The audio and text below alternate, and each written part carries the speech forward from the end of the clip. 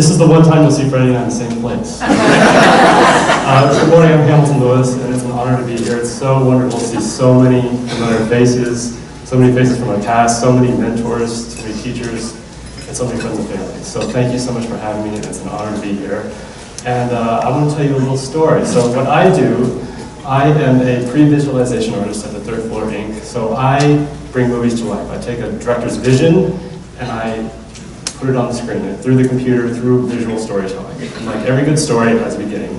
So I'm going to start and tell you mine. But very early beginnings out in Lorna, Kansas. I grew up on a farm, about 3 miles outside of town. Little town of about 3,000 people.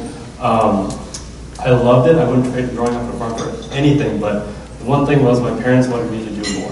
They wanted me to get out of there and see the world and experience it. And so I kind of got thrust into that. Like every good story, there's an inciting moment. So how does Star Wars start, right? Like it's the battle, like the Corvette's running away from the Star Destroyer, and Darth Vader's trying to get Princess Leia. There's so much conflict. And so just like that, I'm not saying like my life is that dramatic, but my mother got cancer, my parents got divorced. And so that caused me to move to Lawrence. And so I was always dreaming, and they encouraged me to follow my dreams, and I was very taken by a show called Sequest back in the day. It's on NBC. It's like Star Trek underwater. That was my favorite show growing up. I watched it every Sunday night. I still have it on DVD. I watch it periodically. It was just inspirational. It was about, you know, the future and what it could be, and a life underwater and things like that. So I was very taken by it. I was taken by the special effects. I grew up with, you know, Batman and Ninja Turtles and Back to the Future, so I was always dreaming of something crazy like that. And riding my bike down our like gravel driveway, trying to get it up to 88 miles an hour. So that was always a good time. So I was always very inspired, and I always had a dream. And so just like Luke, you'd go up on Tatooine and look at the suns and want more from his life. So we moved. My mom needed to be closer to Lawrence for cancer treatment, so we moved to Lawrence, and I attended Southwest Junior High, and that's where I got involved. I got, like, I participated, and like, so I didn't want to be at home. I had like a very difficult childhood, so I didn't want to be at home and deal with my parents or my brother and things like that, so I poured myself into school. And so I was always in the artwork with Cindy Sears and other teachers, trying to figure something, oh, that won't work out. Let's just try it. I can do it. I can make it work. So I was always fiddling. I loved working with my hands and fiddling. So I got involved with Boy Scouts. I did chess, strategy game club. I was Ike the Bulldog before I was Freddie.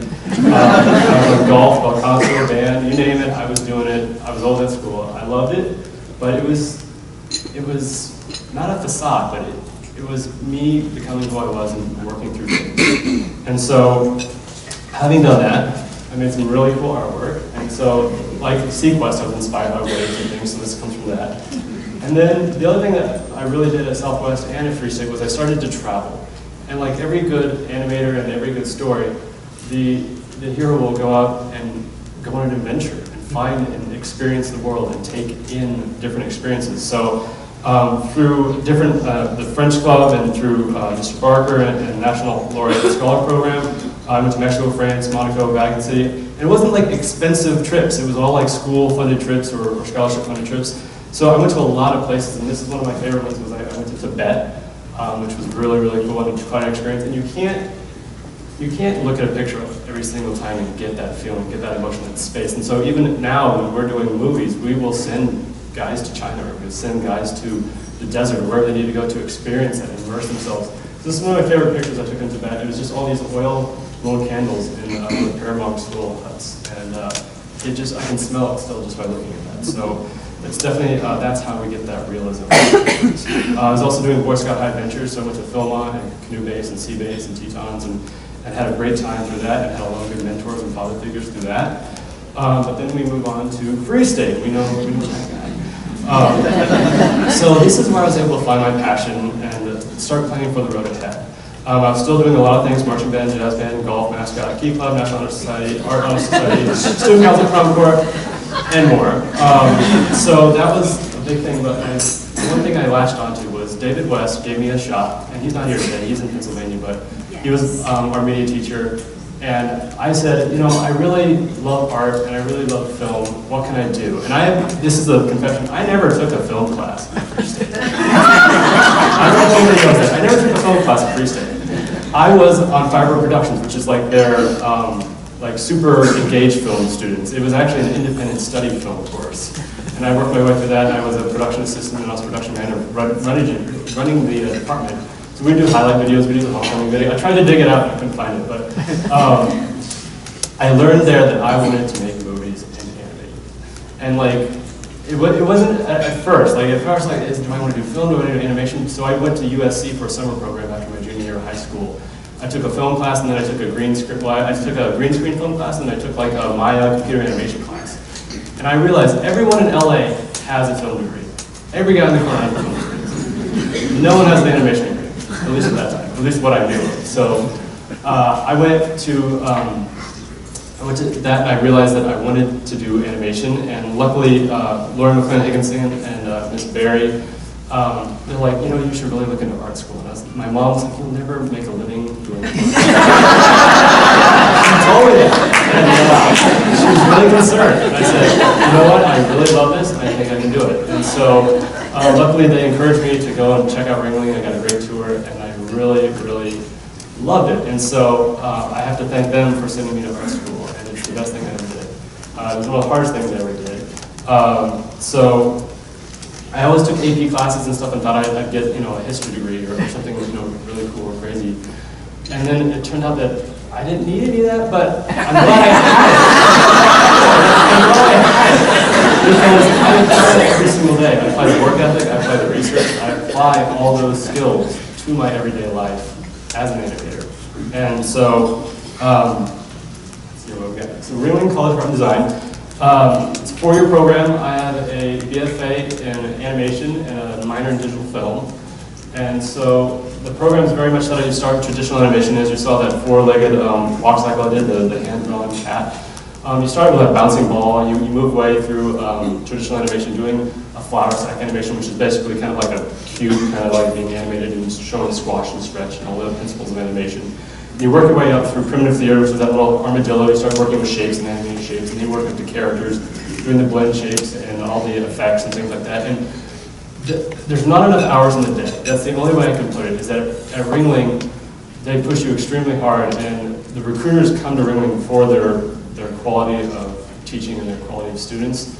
But as a student, it's an immense amount of pressure, because it takes a whole army, 400 people, to make an animated movie, and you were making your own little short film, 2.5-minute short film by yourself.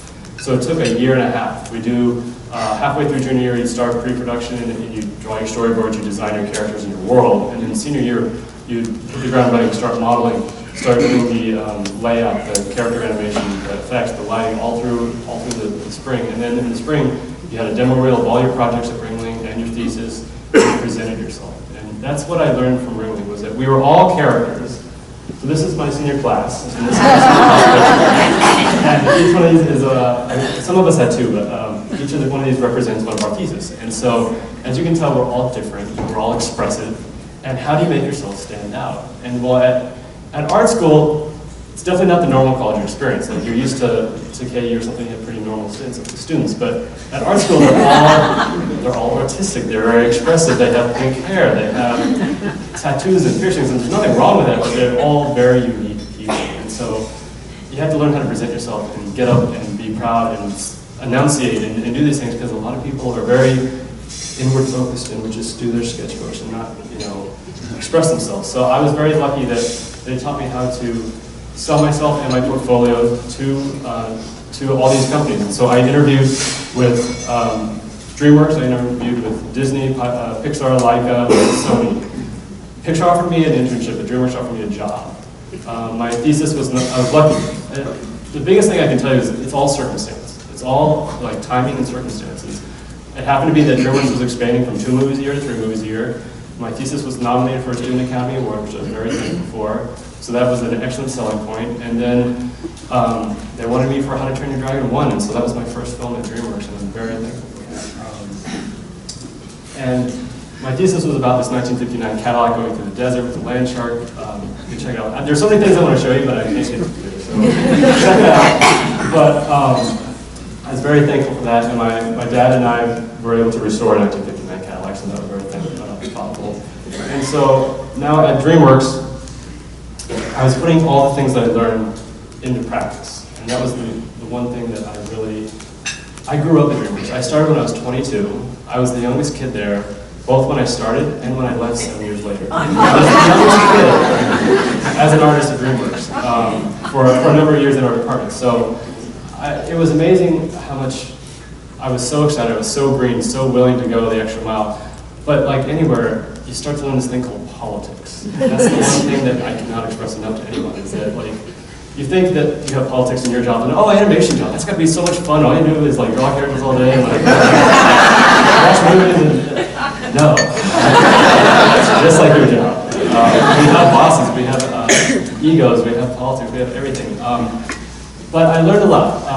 I worked with an amazing amount of people. I worked with Steven, I worked with Guillermo, I worked with Roger Deakins. We have a big joke. Roger Deakins is a cinematographer on a lot of things, and he comes down on the motion capture stage.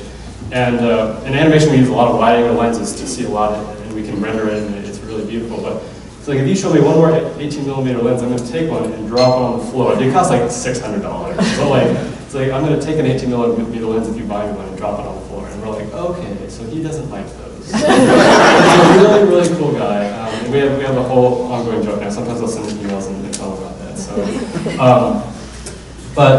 So, don't get too comfortable. That was one thing I learned. I was there for 7 years, and they offered me Dragons 3, which is their next movie up, and I was like, okay, so what's new? I built Rise of the Guardians from the ground up. I did all the modeling, I did all the special effects designing, I did all this stuff. I really wanted to move forward, and I'm still dreaming. I still wanted to make big films. And they're like, well, why don't you just keep doing what you're doing? I'm like, no. So I didn't even have to send out my resume. One of my good buddies, this is all networking, one of my good buddies at Third Floor was like, hey, Hamilton, I know you really want more. I have all these kids fresh out of school. You know what you're doing. Will you please come over here to Third Floor and help me out with this new huge picture? I was like, well, I can't turn that down. So I go back to DreamWorks and said, hey, you got to beat this number. You got to give me opportunities to move up. And I'm big on the logo. My favorite thing that I did at DreamWorks was I'm a company man. I was mascots. I can't tell. So I love doing the DreamWorks logo, so I did 6 custom logos. My first one was Rise of the Guardians. I was very proud of that because it was my idea. I pitched it. I was like, hey, what if we do this to the logo and change it and modify it? And so that was my super favorite thing. So we got to a point where the technology was advancing so much that we couldn't make the old logo because of software not compatible and things like that, and we couldn't re-render the blue board in the clouds.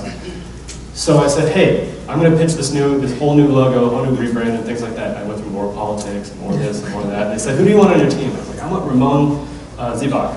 He's the designer behind all the Kung Fu Panda gorgeousness and artwork and things like that. And he said, well, we're going to put Ramon in charge of it, and you can execute his vision. And I said, that's great, and I love Ramon, and I would love to do that, but I started this program, and I wanted to see it through, and I have this opportunity. You got to beat this number, you got to make me late. And they're like, oh, we can't do that, can't do that. I was like, I'm not learning anything here. I really need to stretch my wings. I really need to challenge myself, and that's the one thing you can't get too comfortable. My good mentor, Mark Mulder, is an Australian. He worked on Winnie the Pooh, and he hated whenever I brought it up because I grew up on Winnie the Pooh. But he was there for 21 years, and he stayed too long.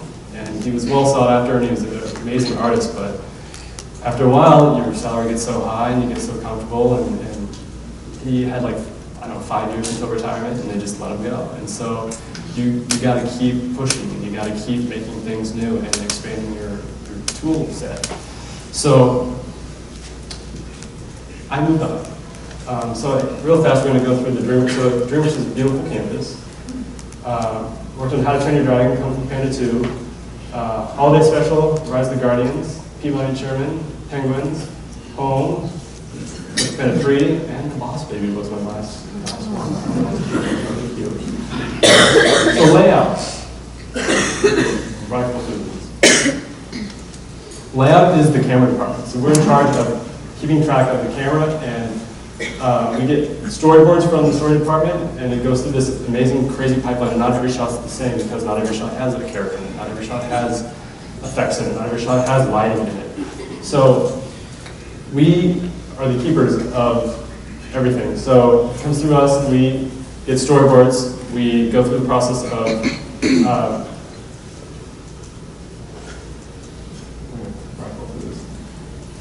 we work with editorial, biz dev, and layout to make previs. So we're dealing with the edit, we're dealing with designing things. They're like, oh, what does that prop look like? And we're like, I don't know, we'll dream something up. So if I need to design a knife, or a book, or a table, and it's not done yet, we get to figure it out. We get to design the lighting, and we get to design basically everything. So here's a good example. The red is previs, the more yellow one is the final shot. So this is a shot I did for Sequence 325 with mono dies. So there's the final, and then it goes back to the previs. So things change. So there's our primitive characters, our lightweight characters, and then it goes to the heavy. So we don't have the heavy full-on characters with hair and scales and all these fancy things, or trees. But our job is to have everything line up. So we have characters that are exactly the same size, so when Shin's foot is walking on the ground, it's the same exact size as the final character's foot. So we work very fast down and dirty. I'll give the director 100 shots when he only asks for 25, because he has to figure out which one he wants and the best way to cover it. So my job is to dream up and make the blueprint for everyone else, because I spend maybe a week on 25 shots or 50 shots, an animator spends a month on one shot. So it's important for them to get through this quickly and have a plan going forward, so they're saving money down the road. So when there's a lot of big explosions and splashes and things, I can very quickly block that and save us a lot of money. So we'll do a sequence launch, we'll scout the choreography with the director on a kind of in a motion capture stage. We'll go down and put the suits on and act it out, figure it out, we'll capture that so I don't have to animate as much. And then we'll do first pass, we'll go to editorial, get notes, do second pass, get approval, and break it out into shots and send it down the pipeline. So that's always a good time. So the third floor. So last year I moved to the third floor, and I'm on a huge project I can't tell you about, thanks Bob.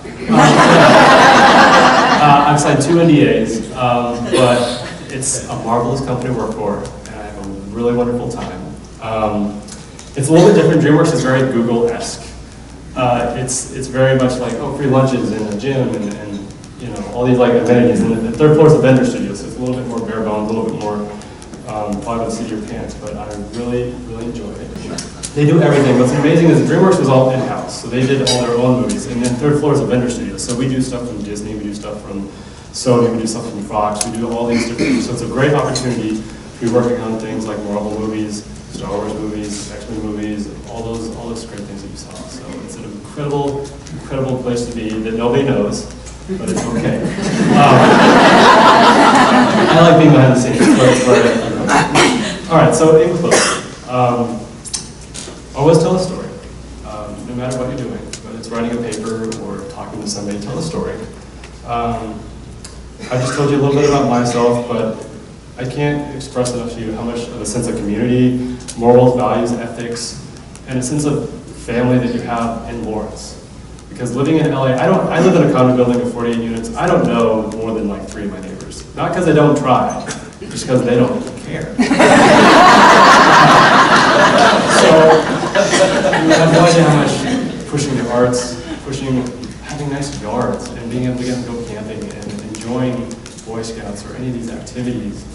Enjoy and really appreciate what you have, because you have a clean, good environment for students and for families. So I would not be here today had I not found mentors and teachers and good friends and family along the way to help me out. So thank you to all of my people and all of you for being here today. I can't express enough. I would not be there. I would not be at DreamWorks or at Third Floor without having phone calls to certain people stressing out or being told you can't do this and overcoming it. And I love it. And so thank you so much. And then I'll leave you with a little bit of advice. Victoria Alonso, she's the vice president of my new company. She's at Marvel, I'll just say it. And she told me 3 things. Never lie, because honesty and hard work go the longest way. And she also told me, take 15 minutes a day and help yourself for 5 minutes, help a friend for 5 minutes, and help a stranger for 5 minutes. Whether that be a phone call, passing on a resume, giving it advice, and just being there. So take 15 minutes and just think about that, whether it be a day or a week, whatever you can work in, because that's networking and that's helping, and somebody's going to pass that on to you. So that's the biggest thing that I learned. And then the last thing that she taught me is surround yourself with people that you want to work with. When it comes to being 2 a.m. and we're up super late to hit the deadline, who do you want to order pizza with and relax and have a beer for another hour after? Because that's the people that you trust and that will stick with you forever. So find those people and surround yourself with them. And let's have pizza sometime.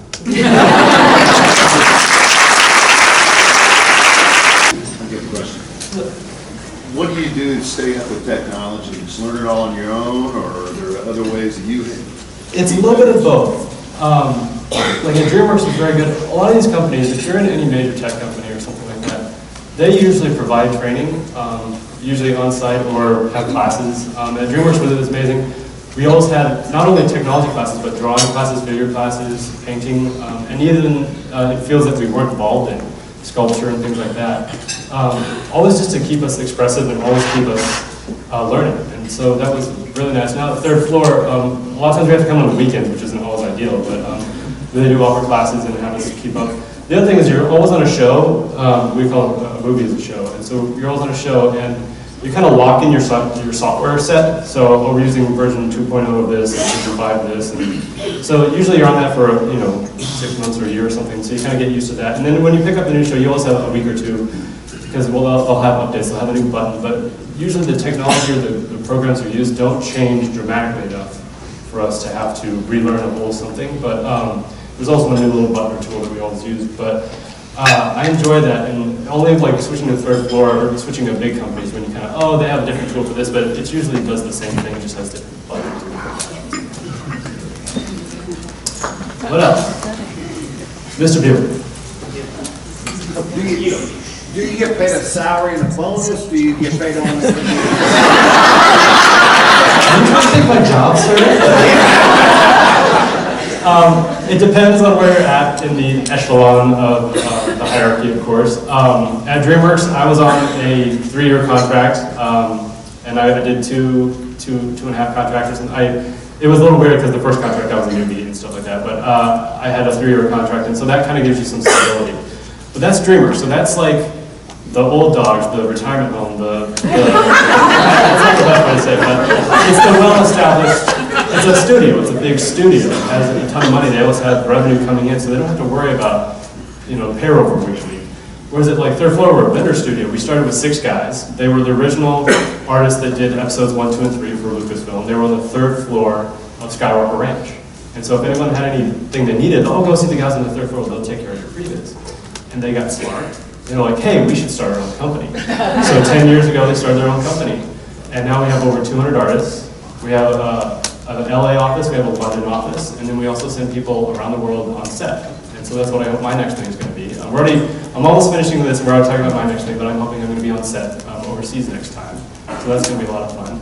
But now, to answer your question, we have an hourly 40-hour week, and then we automatically get 5 hours of overtime every week. So I have a 45-hour week total that I get paid for. Anything after that is time and a half, and anything over, now you're testing me. Anything over, I think, another 10 hours is double time. So it's all union. It's a union. DreamWorks was a union gig, but it's all kind of negotiated by the unions and things like that. Now at third floor, I'm not union, and there's a lot more freelance artists. So they work week to week. If somebody's hired, they're not working out. Literally, my boss takes them in the conference room and says, "Hey, you're not working out. Would you mind not coming in on Monday?" Whereas at DreamWorks, it's a little bit more, there's HR, let's give them 6 months to figure it out, see if it's going to work out. So there's kind of life and death scenarios, because it's the real world, and it's a vendor studio, and if we don't show up, or if there's a holiday, we don't get paid that day. There's things that happen. And it's a little bit different when you don't have a steady revenue of DVD sales that basically prints your own money for you. So it's very interesting. What else? Yes, how much of your time is spent on actual creativity versus managing others in a 200-person company? So that's a good question. So mostly my experience has been all artistic. We do have, I have a 9-hour day. I spend most of my time at the computer. We'll probably have 2 meetings a day, maybe 3, that are about an hour long. We'll get notes from the set or from the director and things like that. And so we'll sit, we'll draw on the screen and say, oh, you move this guy over here, and can you fix this and do this thing like this. So I mainly deal with artistic things. Now, just actually next week, I move up to being a lead, and I will have artists under me, which is really exciting for me. And I've been doing it at this new movie for quite some time. They didn't want to bring me onto the show as a leadership right away. They wanted to get comfortable, not because they didn't trust me, but because they want me to be comfortable with the tool set and get to know the artist before I go diving in. So now I'll be dealing with management, and it's honestly all day, every day at the same time. Because right now I'm in a bullpen, so we have all our computers kind of against the wall, lined up, and so I'll be working on my 3 or 4 shots for the day, and then my artist will be working around me at the same time on the same thing, and I have the edit up, and we're all looking at it and say, okay, you take care of shots 1, 2, 3, you take care of shots 3, 4, 5, and all this kind of stuff. And then periodically throughout the day, as they finish, they'll say, Hamilton, can you come look at this? And I'll go, okay, cool. Can you just fix this and this? Okay, go back to my desk. Oh, Hamilton. Sometimes we have a joke, like, can I get back to my desk before somebody else needs me? So it's definitely a different lifestyle. It's different work having to worry about my own shots and then also other people's shots and giving them advice. But when you move up to a supervisor, you're just dealing with management all day. You're dealing with the edit of the clients, so the directors and the studio companies. And then you're passing your orders down to me, the leads. And then I pass it down to her. So there's kind of a hierarchy. There's a whole pipeline and a hierarchy to everything that allows us to work so fast with so many 400 people at a time, taking care of everything. So. Yeah, thanks. Where do you see animation going in movies? Oh, gosh. Is live action going to go away, or the two going to merge? What's going to happen? As you can see, especially with my movie that I'm working on right now, there's no such thing as a live action movie 100% anymore, unless it's a really small indie movie that doesn't have the budget for anything like that. But even those have color correction and have all these digital things that they do.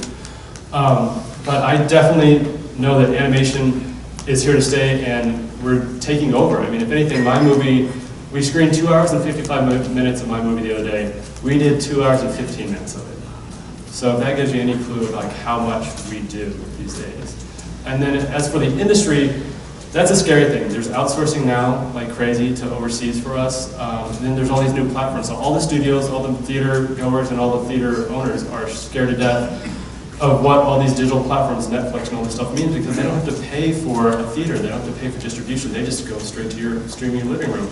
And at what point do you, the audience, say, I really want to spend 10 or 12 or 15 bucks and go to the theater and watch it with people and have somebody on their cell phone the whole time bugging me and all that kind of stuff. Versus having it at home where I just feel like clicking on Netflix and it's here automatically and I'm willing to pay 10 bucks for it or 15 bucks. So DreamWorks was going through that when I left, was the fact that instead of selling, I'm going to get my numbers wrong here, but instead of selling 1 million tickets at $20 for people to go to the theater, they have to figure out how to sell 100 million views on Netflix for $1. Or, it's kind of that kind of model. I don't know if my numbers aren't right, but like, it's trying to figure out what the future of that is and how to distribute it. Just the other day, Disney was talking to us about taking their whole movie platform for theaters and things like that and making it a subscription base like Netflix. So if you want to see a Disney movie, you go to the theater and you've already paid your 20 bucks a month or whatever the number is, and you can only see that Disney movie. You can't see a Sony movie or a Universal movie. You can see a Disney movie. But you can go and see it as many times as you want for that month. Same with online streaming, things like that. So think about that. I know I'm just blabbing here, so. Anything else?